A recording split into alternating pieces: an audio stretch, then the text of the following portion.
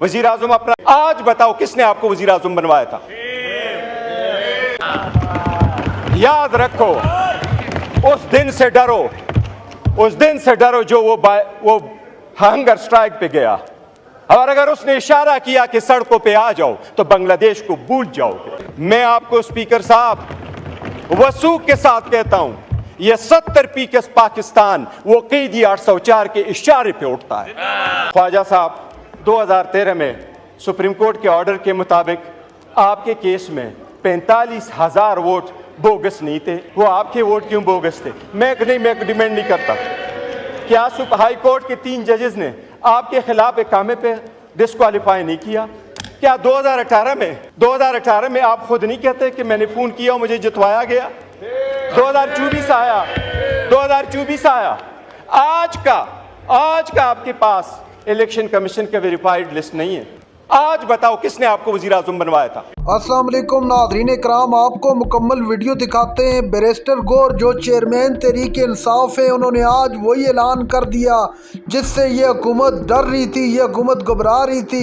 Barrister गौर ने कहा कि अब इमरान खान के इशारे की देर है, हम लोग सड़कों पर होंगे और आपको लग पता जाएगा, आप बांग्लादेश और नेपाल का इनकलाब भूल जाओगे।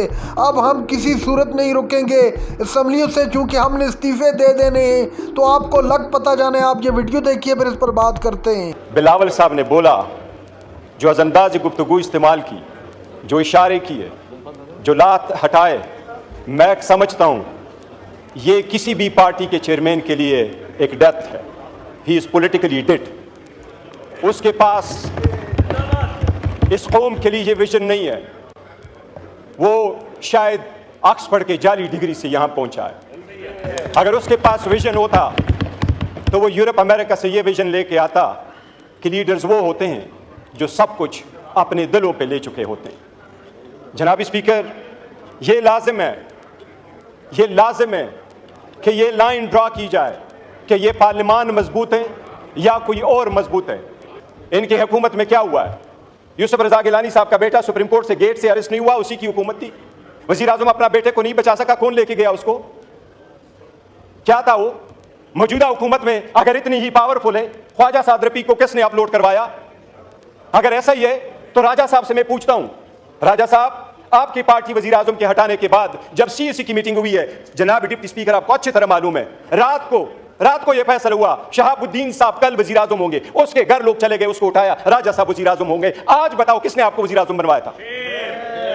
आपकी सीएसी की पार्टी की हकीकत चली थी? बताएं आप। काजमी साहब आपके रिलीजियस मिनिस्टर थे, आपकी ही हुकूमत थी, बताएं किसने उसको अरेस्ट करवाया था? आप बचा सके थे? ये ईमान कमजोर होता रहा है। बहुत अच्छी बात हो गई थी, हम इसलिए आगे की तरफ बढ़ना चाह रहे थे। ख्वाजा साहब ने कल प्रोटेस्ट किया था, हमारी वजह से नहीं, मेरे और इसकी कोई तलख कलामी नहीं हुई, मेरी ख्वाजा साहब की कभी तलख कलामी नहीं होती। पर एक बात जरूर हुई थी, ख्वाजा साहब ने कहा, और मैं कभी नहीं कहता जिस तरह ट्वीट की बात हो रही है, जनाब स्पीकर ये जो जगह बैठी हुई है, हम बैठे हैं, ये हमारा ट्रुथ एंड रिकंसिलिएशन कमीशन नहीं है कि यहां एक दूसरे की सटल कर दे कि आप कितने बुरे थे, मैं कितना अच्छा हूं, आपने कितने लोगों को ज़दुकोब किया, मैंने कितने ज़दुकोब किया। लेकिन यह बात आपको वसूख के साथ कैसा हो, पूरी दुनिया कहती है कि आपकी हुकूमत में सबसे ज्यादा ह्यूमन राइट्स वायलेशन हुए। इतनी करज रखो कि यह मान लो। लीडर तख्तदार पे पहुंचते, आपने भुला ना वोटों को, लीडर तख्तदार पे पहुंचते हैं ताकि कौम बचे। वो कहते हैं जुल्म के खिलाफ हमने लड़ना है। जनाब स्पीकर, हम अगर कुर्बानी ना दे, मैं तो फर्स्ट टाइम इस असेंबली में हूं, ख्वाजा साहब तो मेरी उम्र से ज्यादा इस असेंबली में रहे, क्या हमने सीखा है, किस तरीके से आगे बढ़ना है? ख्वाजा साहब को मैंने ये लफ्ज़ सिर्फ कहा, मैंने कहा ख्वाजा साहब इस कमेटी में हम बैठे हैं, ये तो हमारी एक प्रपोजल थी, ये प्रपोजल सबसे पहले तो आपके अपोजिशन लीडर ने बनाया है। मैं इस बंदे को बड़ा दाद देता हूं, I am so proud of your legacy Umar, so proud of your legacy. ये लेगेसी है। बताएं 22 साल में एक लफ्ज कोई एक बंदे का निकाले कि सीवान से स्पंज हुआ, हम सारे बाहर चले जाएंगे। इस सीवान में जब 22 साल रहा है, एक लफ्ज कोई स्पंज होने वाला बताए। मैंने आपसे कल रिक्वेस्ट की थी ख्वाजा साहब से, मैंने कहा ख्वाजा साहब हम बड़े दिल खोल के आपके साथ बैठे हैं, हमें स्पॉइलर फिगर नहीं बनना चाहिए, हमें हेट फिगर नहीं बनना चाहिए, हमें अब आइसोलेट करके इस मैटर को रिजॉल्व करना चाहिए, डिफरेंसेस भूलने चाहिए। मैंने इनको ये गुजारिश की कि हमारे पॉलिटिकल अलायंस नहीं है, हमारे पॉलिटिकल डिफरेंसेस कभी एक नहीं हो जाएंगे। We and you could never ever be the same on the same page ever in life, but that doesn't mean we can not resolve the conflict. We have to, we got to move forward. میں نے ان کو یہ کہا کہ خواجہ صاحب، سب سے پہلے Nelson Mandela کا میں نے ان کو مثال دی. میں نے کہا نیلسن منڈیلا اپارٹائڈ کے بعد آیا تو اس نے سب سے پہلا کام جو کیا اپنی بیوی کو ڈیورس کیا. لوگوں نے اس سے پوچھا کہ 14 سال جیل میں رہے، بیوی آپ کے پاس آتی رہی، واپس آئے ہو، گورنمنٹ میں جا رہے ہو تو بیوی کو ڈیورس کر رہے ہو.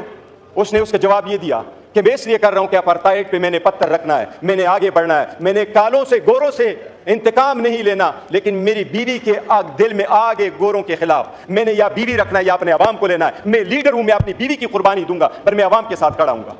میں نے کہا خواجہ صاحب، اگر آپ کا اتنا دل نہیں ہے کہ منسٹر ہوتے ہوئے آپ ہمارے گریوینسز نہیں سن سکتے، اس وقت گریوینسز ہمارے ہیں. میں نے کے نام لے کر کے کہا کہ یہ 5 مہینے ہمارے مسنگ ہیں، ان کی فیملی ممبرز کے ساتھ کیا ہو رہا ہے، یہ اگر آپ نہیں ہو سکتے تو میں نے کہا خواجہ صاحب ہماری بڑی کوشش ہے، ہم چاہتے ہیں کہ آپ سیٹ پہ رہیں، لیکن پھر آپ کا استحقاق کہ بے شک آپ اسپیکر کو کہیں آپ یہ نہ رہیں. جناب اسپیکر، 2 دن ہم آگے جاتے ہیں، 1 سٹیپ آگے جاتے ہیں، کوئی نہ کوئی پیچھے آ جاتا ہے اور یہ 4 سٹیپ بیک ہم چلے جاتے ہیں. اسی وجہ سے کیا ہو جائے گا، یہ ایوان نہیں چل پائے گا، یہ قوم سفر ہو جائے گی، یہ ڈیموکریسی ختم ہو جائے گی، یہ سپیس آپ کا کوئی اور لے جائے گا، یہ غیر سیاسی قوتیں آپ کی لے جائے گی، یہ انتہا پسند قوتیں آپ کی آ جائے گی. یہ جس کو آپ کہتے ہیں آئسولیٹ کرتے ہیں، اچھی طرح دیکھ لیں کیا پوری دنیا اس بات کی گواہی نہیں دے رہی کہ پاکستان تحریک انصاف اس وقت 70% عوام کی سپورٹ ہے. میں آپ کو اسپیکر صاحب وثوق کے ساتھ کہتا ہوں، یہ 70% پاکستان وہ قیدی 804 کے اشارے پہ اٹھتا ہے. یاد رکھو، اس دن سے ڈرو جو وہ ہنگر سٹرائک پہ گیا، اور اگر اس نے اشارہ کیا کہ سڑکوں پہ آ جاؤ تو بنگلہ دیش کو بھول جاؤ گے. پر وہی ہے اور ہم یہی چاہتے ہیں کہ ماضی کو بھول جاؤ. پاکستان کو روانڈا نہیں بنانا، پاکستان کو نہیں روانڈا نے بنانا، پاکستان کو بہتر کرنا ہے. خدا کے لیے یہ ایوان میں بیٹھ کر کے یہ جو ہم پڑھتے ہیں نا، یہ آئین کی اوت جب اٹھاتے ہیں تو ہم کہتے ہیں کہ اپنے پرسنل انٹرسٹ کو ہم سیکریفائز کریں گے قوم کی. یہ پاور اقتدار آنی جانی چیز ہے، یہ قوم کی امانت ہے. پاور آئے تو اس کا مطلب یہ نہیں ہے کہ ہم لوگوں کو زیر کریں. کبھی یہ کوشش نہ کرے کہ ان میں سے کون جیتا کون ہارتا ہے. ہمارے ہار اور جیت میں یہ پارلیمان ہار جائے گا، ہم ادھر کے ادھر رہ جائیں گے. جناب deputy speaker, it is time ہے کہ کامن سینس پریویل کریں. اگر کوئی کیس کورٹ میں موجود ہے، میں خان کے کس کیس کو اٹھا دوں؟ سائفر کا اٹھاؤں، عدت کا اٹھاؤں، تو شخانہ کا اٹھاؤں. ناظرین کرام، آپ نے ویڈیو دیکھی. بیرسٹر گور نے آج اسمبلی کے اندر کھڑے ہو کر حدیں پار کر دی اور شہباز شریف کو مخاطب کر کے کہا کہ کھڑے ہو کر بتاؤ کہ تمہیں وزیراعظم کس نے بنایا تھا، کس کے کہنے پر تم وزیراعظم بن گئے.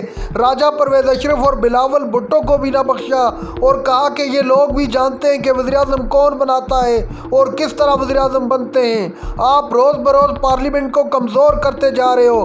خدا کے لیے اس بارے میں کچھ سوچو.